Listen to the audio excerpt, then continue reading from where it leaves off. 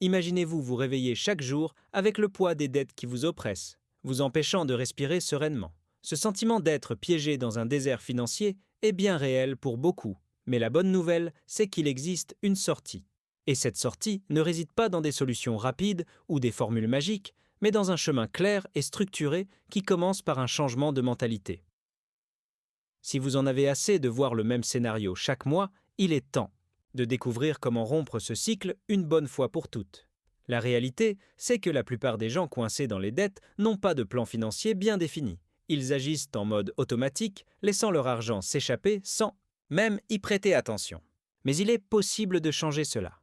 Imaginez une vie où vous contrôlez l'argent et ne soyez plus contrôlé par lui.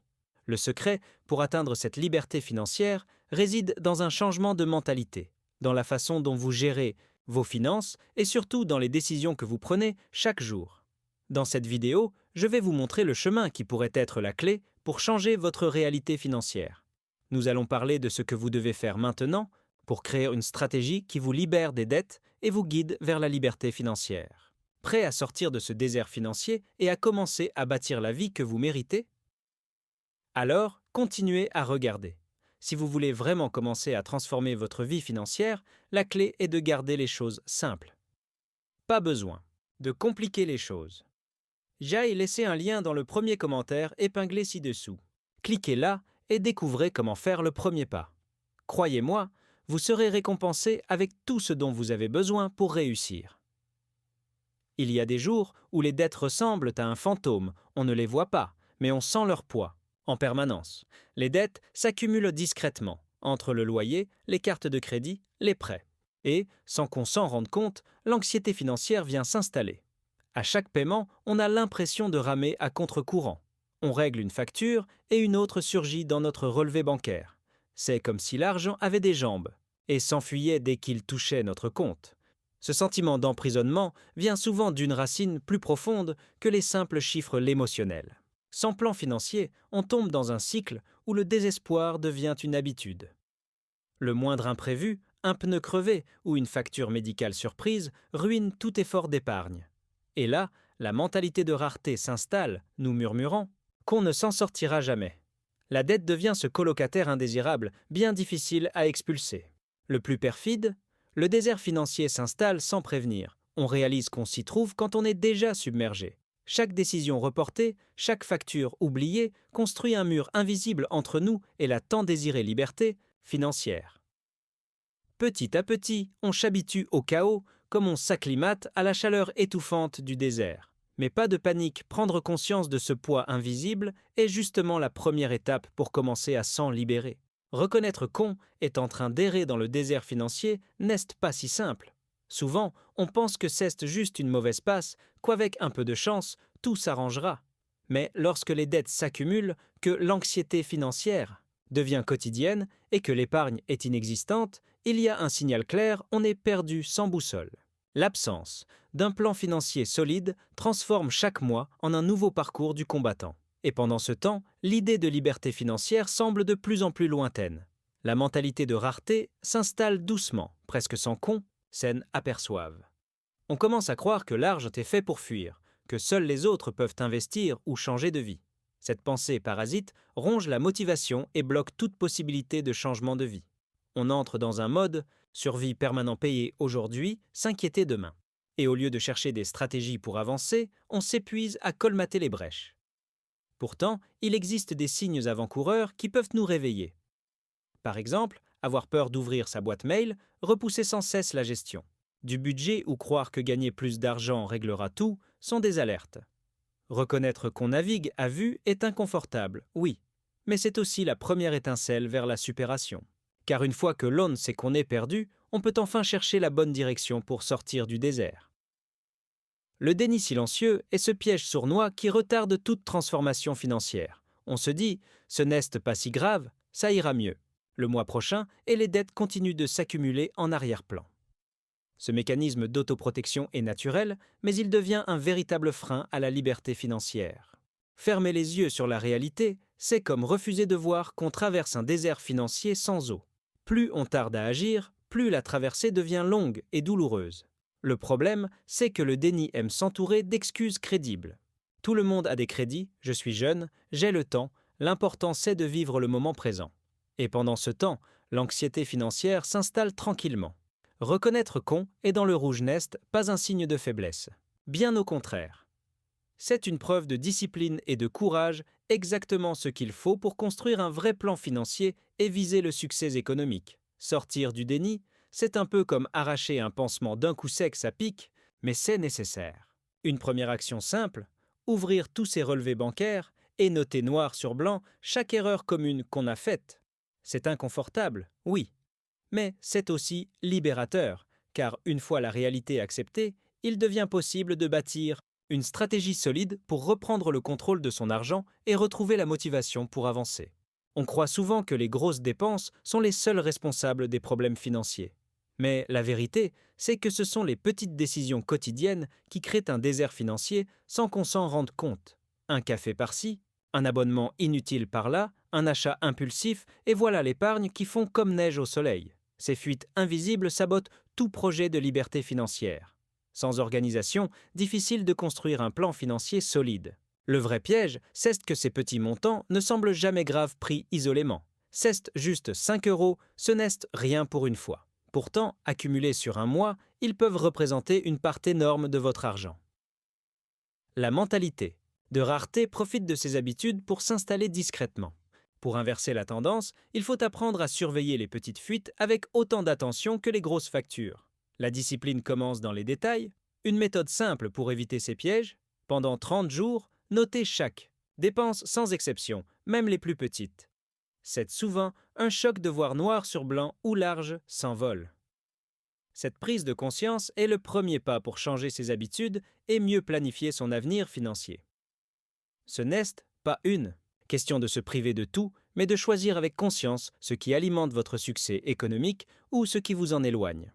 Quand on est coincé dans les dettes, il ne suffit pas de vouloir s'en sortir, il faut un véritable plan financier. Pas besoin d'un document de 100 pages ultra compliqué. Un plan efficace commence par des étapes simples, lister ses revenus, ses dépenses, ses erreurs communes, puis fixer des priorités claires. L'objectif est de sortir du flou pour regagner de la motivation et entrevoir la liberté financière au bout du chemin. Un bon plan ressemble à une carte dans le désert. Financier sans elle, on tourne en rond. Fixez-vous des objectifs réalistes comme rembourser une première petite dette ou constituer un mini-épargne d'urgence. Chaque victoire renforce votre discipline et alimente votre motivation. Rappelez-vous, avancer lentement, mais sûrement, est bien plus puissant que de chercher des raccourcis magiques qui n'existent pas. La stratégie, ici, c'est la patience active. Un exemple pratique, appliquez la règle des 50 trousoules 20-50 pour les besoins essentiels, 30 pour les envies, 20 pour l'épargne et les investissements. Cela permet de mieux organiser son argent sans tomber dans la frustration. L'idée, c'est de rendre votre plan aussi clair et actionnable que possible. Car plus votre organisation est simple, plus il sera facile de surmonter l'anxiété financière et d'accélérer votre changement de vie. Quand on traverse un désert financier, la tentation est grande de tout garder pour soi, par honte ou par peur du jugement. Pourtant, le vrai courage, c'est d'oser parler d'argent avec ceux qui peuvent aider ou qui doivent être impliqués. Une discussion honnête peut ouvrir des portes insoupçonnées vers des solutions concrètes. Se taire alimente l'anxiété financière et ralentit la supération. La transparence est un premier acte de liberté financière. On ne parle pas ici de se plaindre à toute va, mais de créer des conversations stratégiques et sincères. Cela peut être avec un partenaire, un ami de confiance ou même un conseiller en éducation financière. Parler d'erreurs communes permet d'éviter qu'elles ne se répètent. Demander de l'aide n'est pas un signe de faiblesse, c'est une preuve de discipline et d'organisation. Après tout, personne ne traverse un désert tout seul sans provision ni boussole. Un bon point de départ?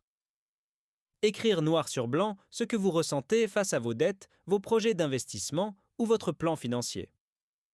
Cela permet de clarifier vos idées avant d'engager la conversation. Plus vous parlerez d'argent sans peur, plus vous reprogrammerez votre mentalité de rareté en une mentalité de succès économique. Et qui sait, ces dialogues pourraient même ouvrir des opportunités d'ingressos passivos inattendus. Changer sa situation financière commence dans la tête, bien avant d'apparaître sur le compte bancaire. Ceux qui atteignent le succès économique adoptent des habitudes simples mais puissantes. Lire régulièrement des ouvrages d'éducation financière. comme Père riche, Père pauvre de Robert Kiyosaki ou L'homme le plus riche de Babylone de George Clason est un excellent début. Ces lectures plantent des graines de stratégie et d'investissement dans notre esprit. C'est en semant aujourd'hui qu'on récolte demain.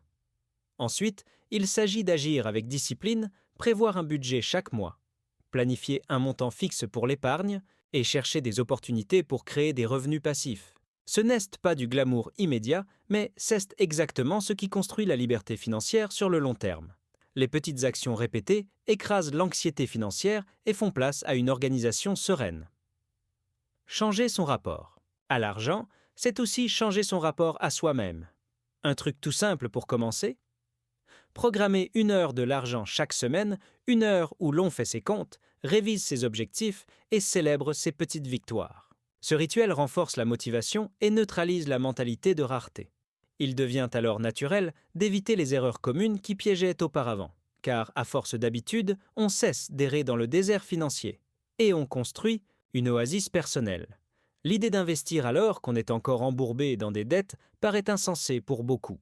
Pourtant, certaines stratégies intelligentes montrent que c'est parfois nécessaire pour sortir du désert financier.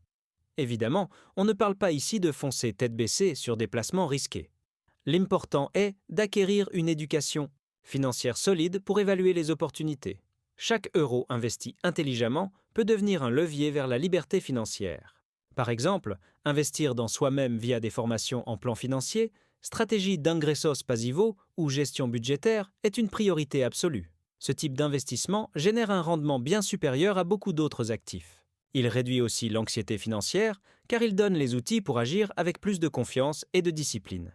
C'est une voie de supération accessible, même quand les ressources sont limitées. Il existe aussi des approches progressives, réserver 5 à 10 de ses revenus à de petits investissements tout en poursuivant l'élimination des dettes. Ainsi, on évite de rester piégé dans une mentalité de rareté tout en avançant lentement vers un succès économique durable. Ce n'est pas tout blanc ou tout noir, c'est une question d'organisation, de motivation et surtout de comprendre que l'argent est un outil, pas un fardeau.